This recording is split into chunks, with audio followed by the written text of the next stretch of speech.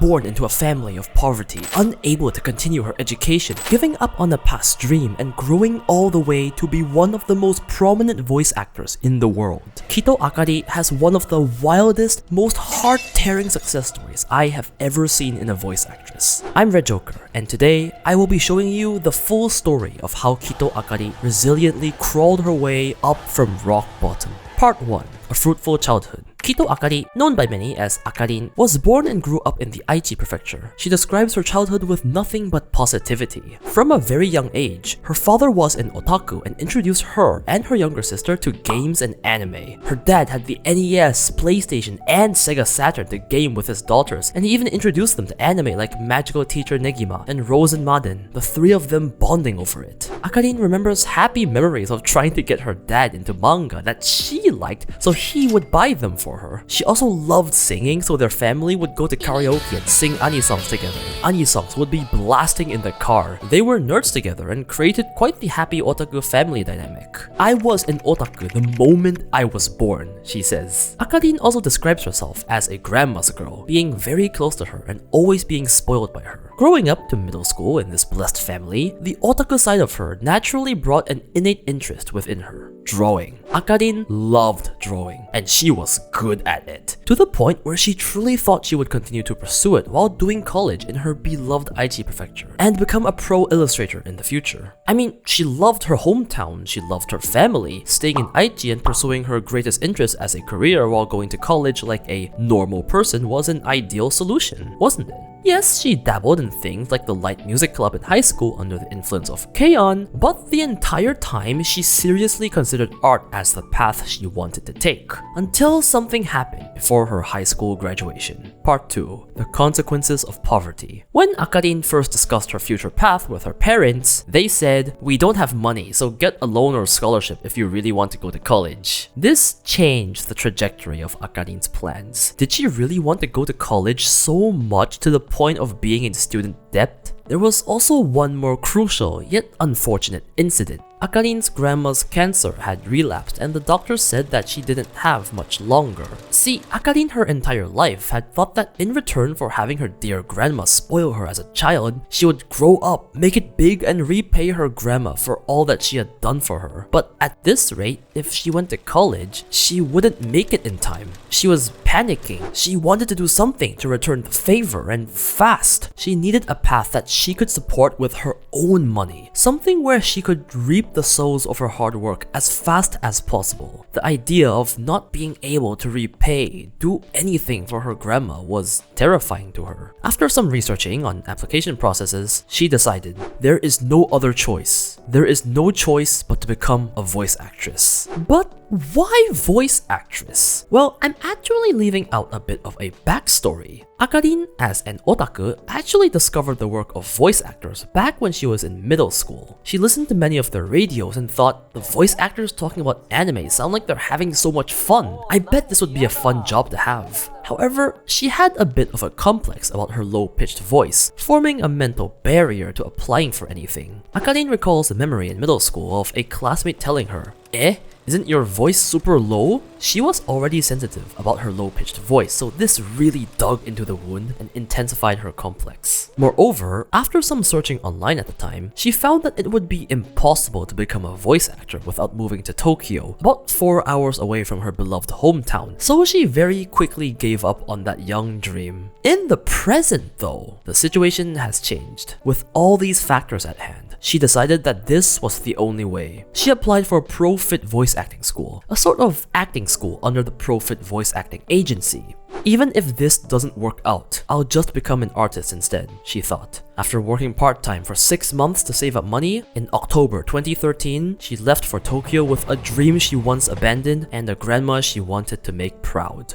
Part 3. Disaster. Poverty. That is the one word that can be used to describe Akarin's life at the school. She had a deep love for ramen, so she worked part-time at a ramen store to support herself. But that wasn't exactly a good wage to be relying on. Akarin recalls being so poor that the only thing she was able to eat are bean sprouts and cup ramen over long periods of time. And this did quite the damage on her body. She became noticeably slimmer and got cold and mouth ulcers very very frequently. It was not a good life for Akarin. It was the bare minimum needed to survive. But with perseverance, she somehow pulled herself through, graduated, and arrived at the first big hurdle: the agency audition. See, the one thing you have to understand about these voice acting agencies is that most people do graduate from the school. That's not the hard part. However, if you want to actually move on and be a talent representing their agency, then you have to pass an audition. And failure is often the big stop sign that causes most graduates to just give up on their voice acting dream. This is because if you fail, your only other options would be to either wait one entire year for the next audition, or be stuck with just applying for general open auditions. Yeah, there's just not much you can do. You're just kind of stuck in limbo. Profit: the agency Akarin school was under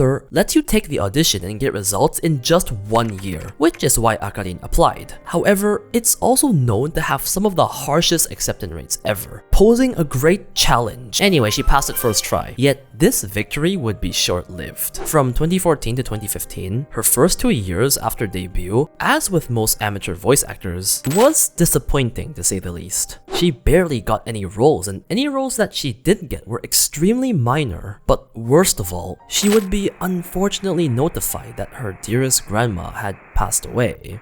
That was it. She didn't make it in time. It was game over. She couldn't show her grandma what she'd be like after making it big. With a failed goal to repay her grandma, a career that was looking to go nowhere, daily financial stress, and frankly, being extremely homesick, things were disastrous. It couldn't be worse. Akarin considers these 1 to 2 years to be the most painful time of her life, and rightfully so. Most people would go crazy, I think.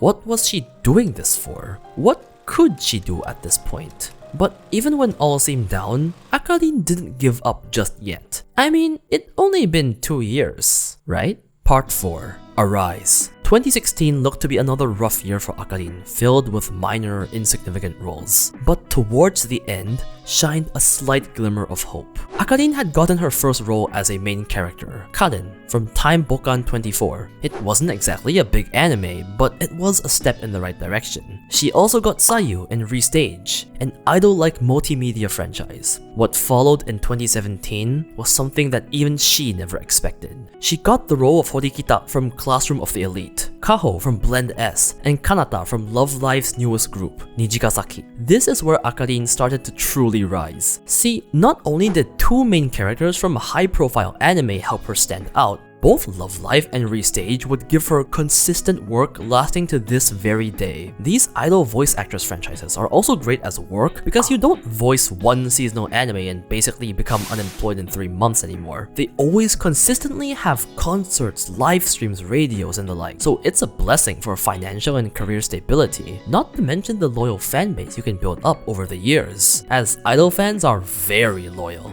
Too loyal sometimes even. Beyond that, well, Love Live is one of the biggest anime franchises in Japan, so that's a huge plus. Suddenly, she was performing as an idol on the big stage. She was getting main character after main character. This is what she'd been dreaming about. But even amongst her fairly standout profile and rising career, there was one character that would shoot up Akarin's career like no other. Part 5. The greatest female role of all time. In 2019, Akarin got the role of Nezuko from Demon Slayer, and this was truly something special. I think you know that Demon Slayer is a really popular anime, but I don't think you understand the scale of this franchise in Japan. Regardless on whatever you may think about the story or characters, Demon Slayer gave rise to a cultural phenomenon no other anime in history had ever before. It was actually inescapable in Japan, especially after the movie aired. Like, I seriously could not go to my local supermarket without seeing something Demon Slayer. Every single person in Japan knows Demon Slayer. It didn't just reach the mainstream, it reached everyone.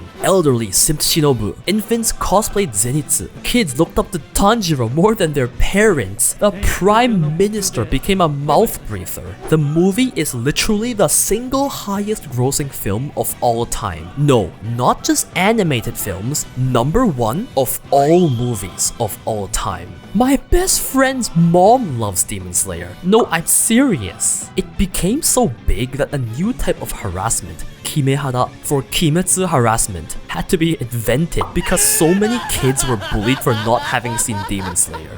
This is the level of franchise that Akarin managed to get the one and only female main character role for. I just need you to think about the scale of this role. This might possibly be the biggest female anime voice role of all time. Yes, it doesn't matter if she's not speaking half the time. It's about how Akarin represents the female lead of this country-level franchise and appears in events as so. She's traveled overseas, held ceremonies, performed temple rituals as Nezuko's voice. In Akarin's very own words, Nezuko 180'd her entire life. The way everyone perceived her became different. Even her grandparents, who used to say, "I don't know much about anime, but good luck," turned into, oh, you're Nezuko.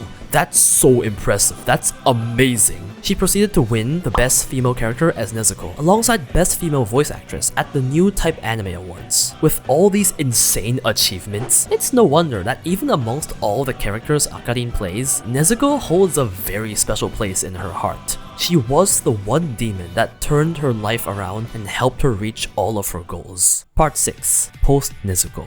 A quick look at Akarin's roles past Nezuko would easily tell you the level of fame she currently has. If you don't recognize her voice, it's okay. I still guarantee you've seen 5 works with her that you never realized. She's everywhere, including this. She's Tsukasa, Nene, Hina, Kotoko, Kate, Momo, Adachi. Okay, yeah, I'm gonna stop. We're gonna be here all day. It's been 5 years since the debut of Nezuko and Akarin's momentum is as strong as ever. She straight up has one of the strongest voice acting portfolios I have ever seen. Besides this, Akarin also debuted as a solo artist. The process went something like this. What's up guys? What? You're debuting as a solo artist. Oh.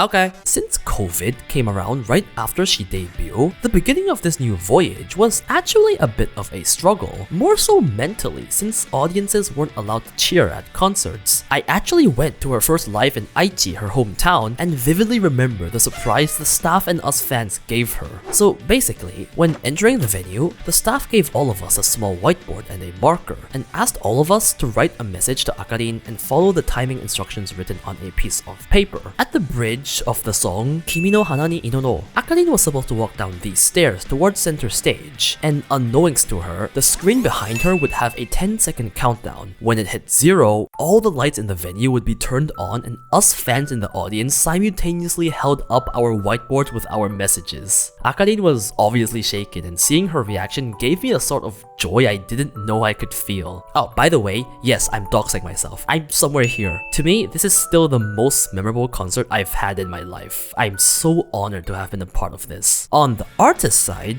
illustration artist. Akarin hadn't taken up any long-term drawing work, but she was obviously on a different level, often viewed to be at the level of pro mangakas and illustrators. In fact, she technically did help out with these few Yuri pieces shown in Blend S and was accordingly credited. For many other anime, she would sometimes help draw the episodic character illustrations to be posted on Twitter and receive mountains of praise for her insane talent. I mean, just look at what she can draw in a 60-second time-limited game. In a way, you could say that Akarin accomplished her trifecta otaku hobby dream of becoming a voice actress, singer, and an illustrator. Her otaku father is overjoyed and watches every single anime she's in. Her parents give out her CDs to relatives and they're just so proud and supportive of their daughter's achievements. To this very day and from now on, Akarin will surely continue to be one of the biggest voice actresses in Japan, giving birth to so many anime characters that we viewers love so dearly.